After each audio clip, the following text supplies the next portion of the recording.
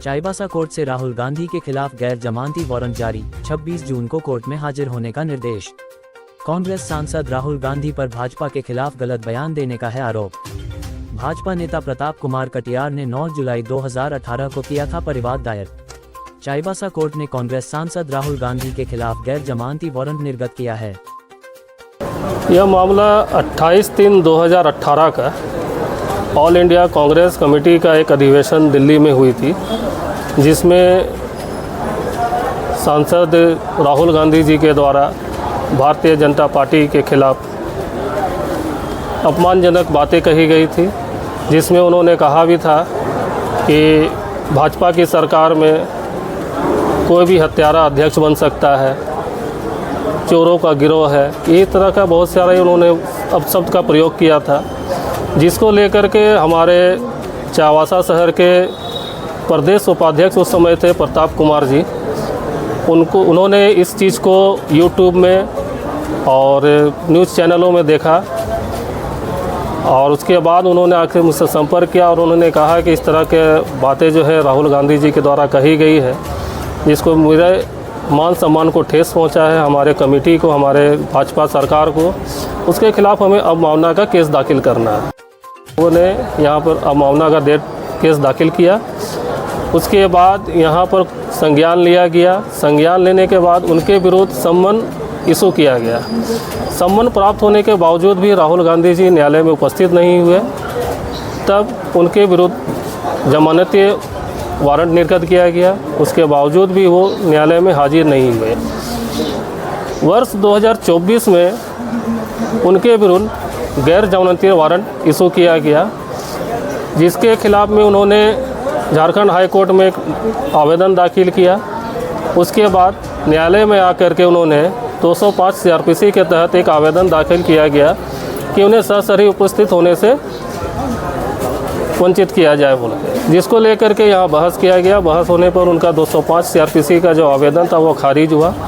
उसको लेकर के उन्होंने उच्च न्यायालय झारखंड हाई कोर्ट में केस दाखिल किया, जिसमें उन्होंने स्टे लेकर रखा था। स्टे लेने के बाद उन्होंने 10/3/2025 को अपना उक्त आवेदन को उच्च न्यायालय से वापस ले लिए, जिसके बाद उनके ऊपर जो स्टे लगा हुआ था वो हट गया। उसके बाद मेरे द्वारा प्रताप जी के साथ मिलकर के न्यायालय में एक आवेदन दाखिल किया गया कि उनका वारंट जो पहले इशू किया गया था वापस ले लिया गया, यानी पुनः फिर से वारंट निर्गत किया जाए। जिसके आलोक में उच्च न्यायालय के अधिवक्ता और चाईबासा के अधिवक्ताओं ने मिलकर मेरे आवेदन के विरुद्ध एक रिजॉइंडर फाइल किया। उस रिजॉइंडर पर बहस हुआ। 22/5/2025 को उक्त आवेदन को निरस्त करते हुए फिर से उनके विरुद्ध गैर जमानती वारंट निर्गत किया गया है। क्या मामला था? इस वक्तव्य को लेकर राहुल गांधी का मामला दर्ज किया। हमारे भारतीय जनता पार्टी के उस समय के तत्कालीन राष्ट्रीय अध्यक्ष आदरणीय अमित शाह जी के ऊपर टिप्पणी की गई थी राहुल गांधी जी माननीय सांसद जी के द्वारा कि हत्यारा भी भारतीय जनता पार्टी में राष्ट्रीय अध्यक्ष बन सकता है, और उसमें और भी कई बातें कही थी, जिन बातों से मुझे बहुत आहत हुआ, क्योंकि मैं भारतीय जनता पार्टी का कार्यकर्ता हूँ।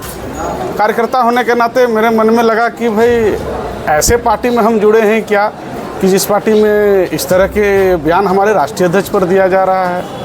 तो जब हमने पता किया तो उसमें लगा हमको कि नहीं, मैं पार्टी में सही जुड़ा हुआ हूँ, लेकिन मेरे राष्ट्रीय अध्यक्ष के ऊपर गलत बयान दिया जा रहा है। तो मैंने अधिवक्ताओं से सलाह लिया और सलाह लेने के बाद लगा कि अगर आप आहत हैं तो आप इस पर कानूनी कार्रवाई की मांग कर सकते हैं।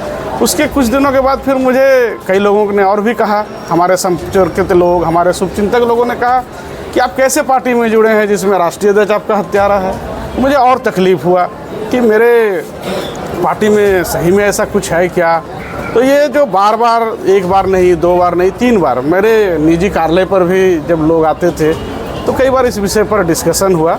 तो देखा, मुझे 2-3-4 दिनों के बाद, 5 दिन के बाद मुझे लगा कि नहीं, निश्चित रूप से हमारी पार्टी सही है, हमारे राष्ट्रीय अध्यक्ष बेदाग हैं, लेकिन गलत बयान दे करके, गलत बातों को कह करके हमारी पार्टी की और हम जैसे साधारण कार्यकर्ताओं की छवि को धूमिल करने का प्रयास किया जा रहा है। इसीलिए मैंने अधिवक्ताओं से सलाह लेकर के, हमारे केशव प्रसाद जी अधिवक्ता हैं, इनसे सलाह लेकर के फिर कानूनी कार्रवाई के लिए आगे बढ़े। तो कोर्ट अपना जो कार्रवाई है कानून संगत और संविधान के देश में रक्षा होनी चाहिए, संविधान की रक्षा भी होनी चाहिए और उसका सम्मान होना चाहिए। इसे मैं तो यही कहूँगा कि सम्मान सब लोग करें। मैं भी सम्मान करता हूँ संविधान का और संविधान पर मुझे भरोसा है।